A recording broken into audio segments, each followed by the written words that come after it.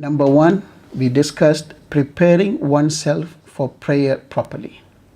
So number one, as soon as you know it's time for Fajr, Dhuhr, Asr, Maghrib, Isha, you have the niyyah that you're going to pray. How many rak'ah you're going to pray and where you're going to pray, at home, in the masjid or wherever. So you have this niyyah that you're going to do. Right? This niyyah is there in your heart that, okay, I need to perform my Fajr. And you wake up, you refresh yourself. Make yourself smell good. Prepare the place of worship properly. Make sure the place of worship is clean as much as you are clean.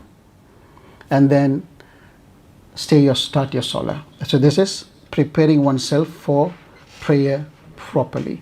And remember, I also told you some of the Sahabas would also pray when they do their Qiyamul Layl. They have a special clothes that they wear.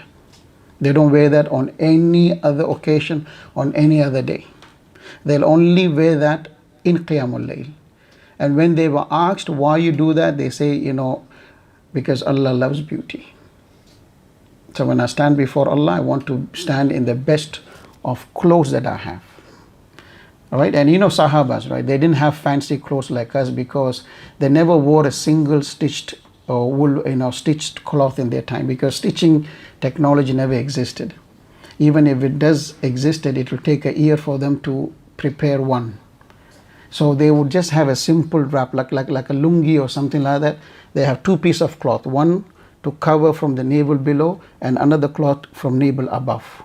And then they will take this, according to the hadith we have, he will tie in the waist and then one length here, and Nabi Sallallahu Alaihi Wasallam would put one here covering his shoulder, the other covering the shoulder. And his rib cage can be seen also according to all the hadith when you do sujood.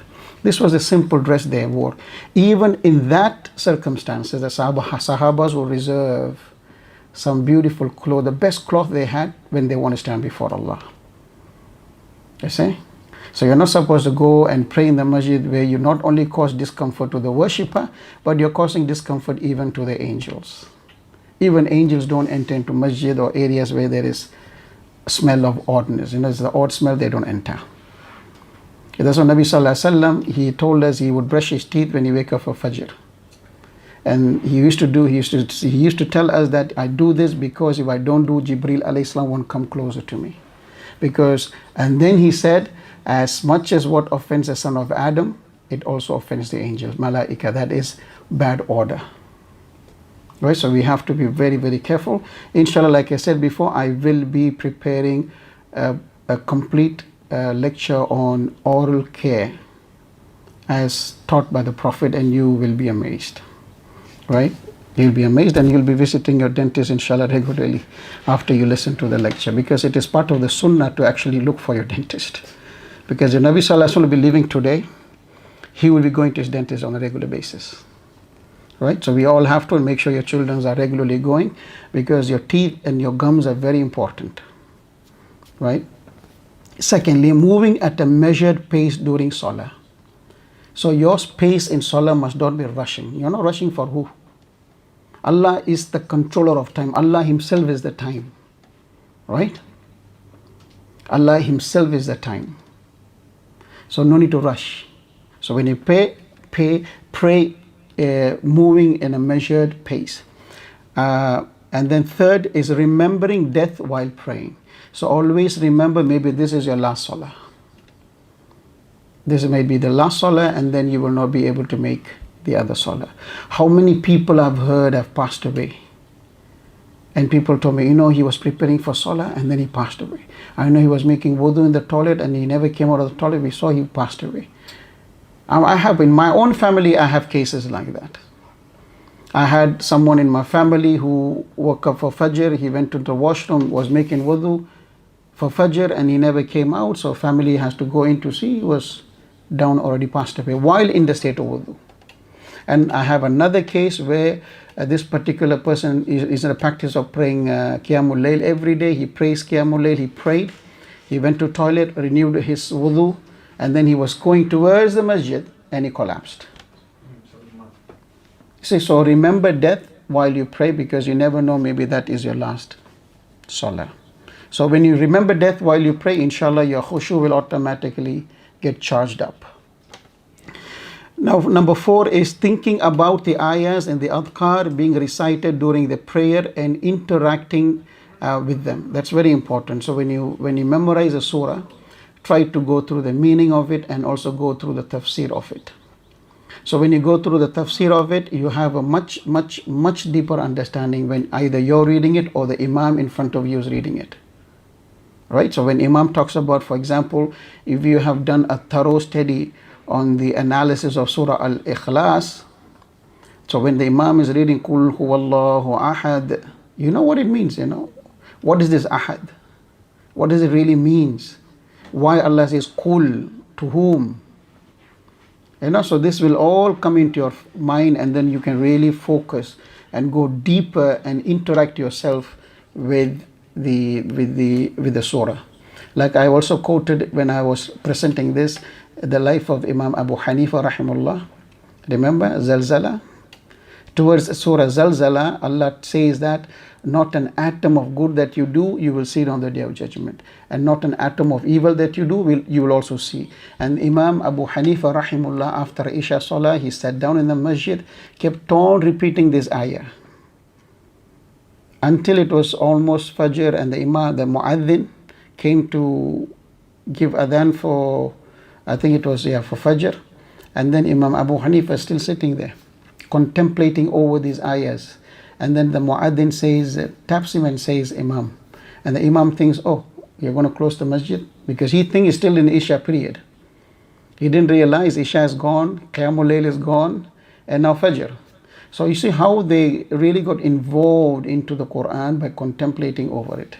Right? So make sure that you cultivate this habit of interacting with the Quran, because Quran is a speech of Allah and we are talking to Allah, taking instructions and lessons from these ayahs. Number 5 is pausing at the end of each ayah. Also very, very important. Pausing where it is required to be paused, and you pause and contemplate and move on. Right? So pausing. Number 6, reciting in slow rhythmic tones. That's called TARTEEL. Quran commands us, right? Read the Quran with TARTEEL. And making one's voice beautiful when reciting. So how do you get beautiful voice? You need to practice. Is a beautiful voice, some people are given naturally. They just have it. Some people may not, Allah may not bless them with a beautiful voice. Maybe their voice is a little hard. Doesn't matter. It really doesn't matter. Beautify your voice. Try to listen to more Quran. Always record your voice. This is one of the tips my teacher taught me. Record your own recitation. Keep listening to it. Then you will find your mistakes. Right? Before lesson, we are always taught to recite and record, listen, recite, record, listen. So that way you improve your recitation. And inshallah, the beautiful thing about the Quran is that you not necessarily have to recite like Qari Abdul Basit, rahimahullah, but you can at least recite to the best of your ability, because Allah looks at your intent, your effort. That's what counts to Allah. Whether you get it done doesn't matter, but at least you're putting efforts, and inshallah, trust me, your qiraat will improve drastically if you put your efforts to it. Right? So make sure you read it with tarteel. Tarteel here means tajweed. And then make your voice as beautiful as you can. And when one tip I like to give to people is that, you see, don't listen to a great Qari and say, I want to recite like him overnight. It's not going to happen. You can take ideas from them, but sometimes you will not be in a position to really imitate them. Unless you know the rules and the regulation, you know everything thoroughly, you went through a proper course and the process of learning, then you know the difficult part. You know, especially if you're listening to Qari Abdul Basit recitation, when you really start to follow him in the Quran, you'll be exhausted. Because of the ayah, you know, some of the both alphabets, you know, the ha sound. The ha sound may come in between the ayahs or end of the ayah. And ha is where you exhale every part of your lungs and just push out the air, then you get the sound. While you're following him Qari Basit, you're like ha, and then you're done. You don't have no energy, but he will continue. Karibas just continue effortlessly. Like Muhammad Ayyub, who passed away recently. You know, Muhammad Ayyub is another beautiful reciter. May Allah, you know, show His mercy on these great qaris. Beautiful. Muhammad Ayyub recitation, if you listen to him, he recites in such a way like he's not putting any efforts. He's casually reading it. And when you follow, that's when you know how difficult that is. But inshallah, through practice, you go there.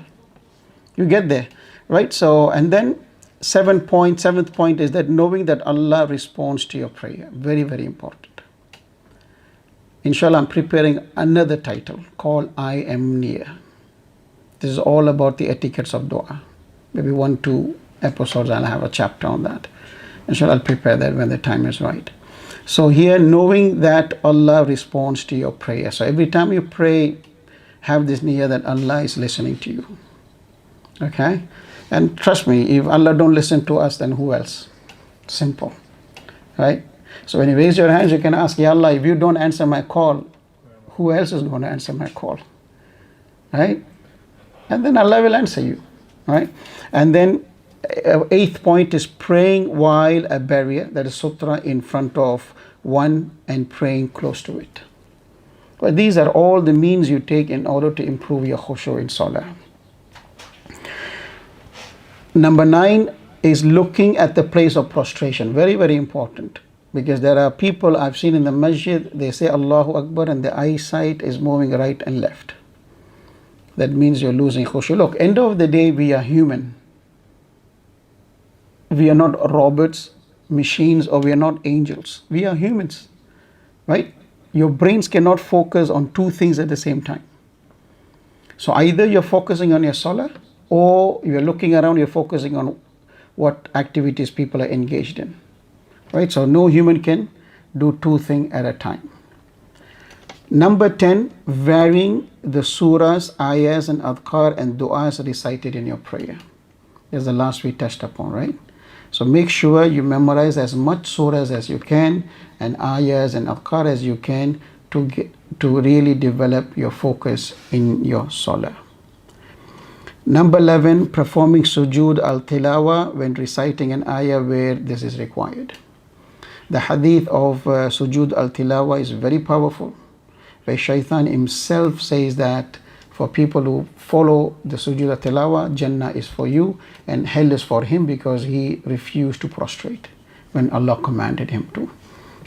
Now this is the recap of how you develop khushuu in salah. The one, the one, the one, the one.